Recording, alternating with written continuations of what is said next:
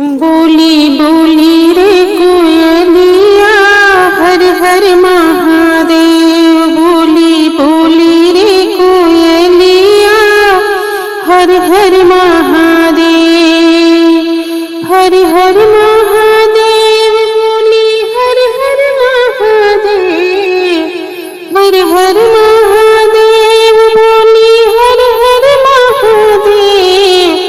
बोली बोली रे कोयलिया हर हर महादेव। हर हर महादेव गौरा रानी के महेश। बोली बोली रे कोयलिया हर हर महादेव।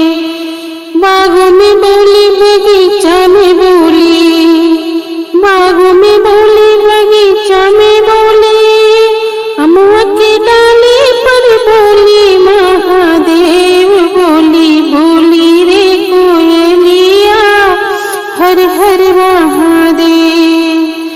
बागों में बोली बगीचा में बोली।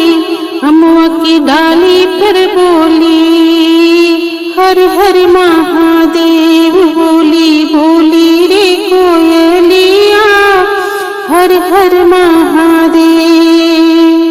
हर हर महादेव गौरा रानी के महेश। बोली बोली रे कोयलिया हर हर महादेव। तालों पे बोली तलैया पे बोली। तालों पे बोली तलैया पे बोली। गंगा की लहरों में बोली महादेव। बोली बोली रे कोयलिया हर हर महादेव। बोली बोली रे कोयलिया हर हर महादेव। महलों में बोले तो महला में बोली। महलों में बोली तो महला में बोली।